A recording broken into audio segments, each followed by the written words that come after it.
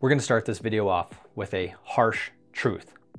If you're not getting clients for your web design agency, you're going to be out of business fast. I know what this feels like. I've seen the feast or famine of getting web design projects. I've had months where I've had to dip in my savings because I didn't have enough money to cover the rent. So I know what it feels like to feel the pain of not getting clients. So in this video, I'm going to give you my step-by-step process for how to get clients locally and how to get clients online. And again, this has just worked for me. And if you found anything else that's useful, you can leave it in the comments below.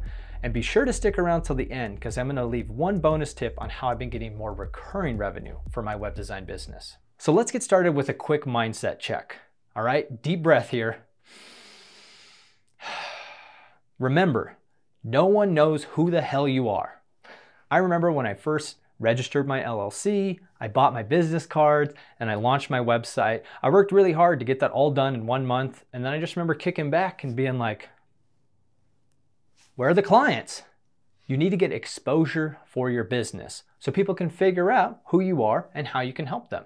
Now, there's a couple different ways to do this in your area, and this is what I recommend doing. Focus on local clients first, because they're typically easier to convert because you can sit down, you can have coffee, and it's really easy to build that rapport in person as opposed to over, rectangle land. Most cities have a chamber of commerce. I highly encourage you to check it out. Feel out the vibe. Is it too big? Is it too cliquey? Or is it just right? For me, I checked out the one in the city I'm actually located in, and it's really big. But then I checked out the Chamber of Commerce in the town next to me, and it had more of a small town vibe, a little bit more community oriented, and the town's really growing. So I decided to spend the $250 to get a membership there, and it's been great. I've been able to get just a few leads off of that, but it's really helped with relationship management in that area. The next thing you want to look for is business networking groups. Now you'll find these on things like Meetup, LinkedIn, Facebook, even local newspapers where they have those little events pages. Look for business networking events. Some of these will be free, and that's awesome, right? We love free, but typically these events might run between like $20 to $40. So give yourself a little bit of budget to show up for these events.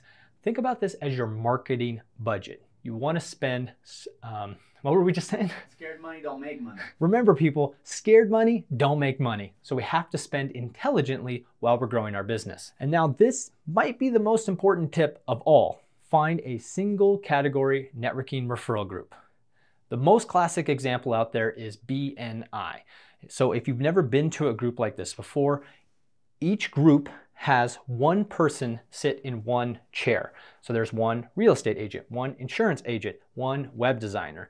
And sometimes you can build up a power team. There can be a web designer, an SEO, there can be a graphic designer, maybe somebody does photography and video, and you guys will be able to pass referrals back and forth all the time. And you'll also probably get referrals from the people that do like insurance and all those other, fun things. BNI is the biggest example in this country, but there are plenty of other ones. In fact, I'm actually a member of Team Referral Network, which is much smaller and more affordable. And so look around in your town and see what's available and see what's a good fit for you. Follow my BNI Leech strategy. Go to every meeting in your town. You can usually visit each group for 2 meetings as a visitor. Do that for every single one. And you're doing this genuinely, right? You want to see if each group is a good fit for you because you can usually only join one at a time. But along the way, you might also catch some leads. That was actually how I got my first website for over $3,000. So highly encourage the BNI Leech strategy. Feel free to steal that. Another nice thing about those single category referral groups is they'll help you perfect your 1-minute pitch. So while you're going to the Chamber of Commerce and you're going to this business networking groups, it'll be easier for you to explain what you do in a very efficient fashion, and you'll get better at that elevator pitch. So this is how we get exposure locally. Now, how do we get exposure online? Well, the first thing you have to do is focus on your SEO. Now I know not every web designer likes to do SEO, but I know there are a lot of web designers that watch this channel that are learning more about SEO. So hopefully you're getting lots of value from this channel. If you haven't already, be sure to subscribe below, but you have to make sure you're working on your own SEO. If you can show up when people are searching for web design near me, that can change the game. I can't tell you how excited I was the first time I got that contact form submission that was from a roofing company in my area. And so there's nothing better than having a 24-hour salesman from your website. So you definitely want to start working on your SEO yesterday. Another way to get exposure online is through social media. Now, if you're like me, you don't like social media. You try to keep those apps off your phone and you engage as little as possible. But if you're growing a business, it's a necessary evil.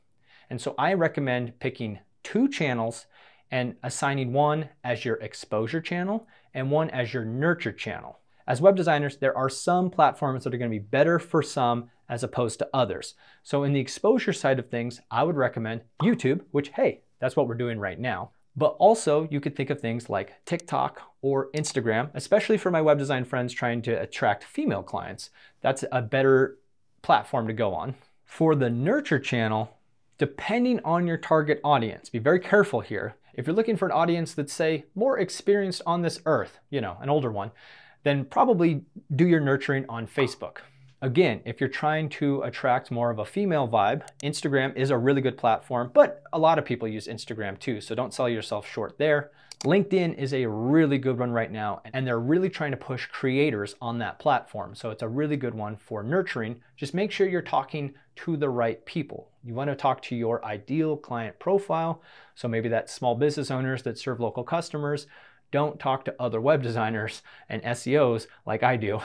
The most important thing with social media is to find a balance. If we spend all day engaging with comments, making sure we're liking the comments to our post, we're probably gonna either drive ourselves crazy or run ourselves out of business. So find a balance that works for you. Get very good at time blocking. It does seem like a big time investment for maybe not a lot of return on investment, but I doubled down on YouTube as my exposure channel this year. And in the first quarter of 2024, I closed over 7 figures of business just from the YouTube channel. And it's cool because now I'm not just relying on local clients. So that's a big reason why, as a web designer, you want to try to find a way to expand beyond the local area. So these are the strategies that help me get more clients. And I hope that they can get more clients for you. But here's the problem with web design: feast or famine. When you get a couple clients, you're gonna be feeling pretty good. The rent's gonna be paid, we're going out to eat steak, things feel good. But then you naturally hit that famine mode in between projects. And that's when you might have to dig into the savings account and you start to be stressed out and you think, should I put in some job applications? We don't want that. The remedy to the feast or famine that web designers face is recurring revenue through a growth service. There's a lot of different ways you can do this. You can offer email marketing, social media management, but my favorite service that you can offer is local SEO services. And so now that you have my strategy for getting local clients and starting to get some clients online, watch this video series where I rank my own business first in Google so that you can steal my strategy and rank your web design business first. And if you want to keep up to date on SEO tips, maybe to rank your own business higher, or maybe your clients some days, be sure to check out my weekly SEO newsletter. There's a link in the description. And now go steal that SEO strategy so you can get to the top of Google.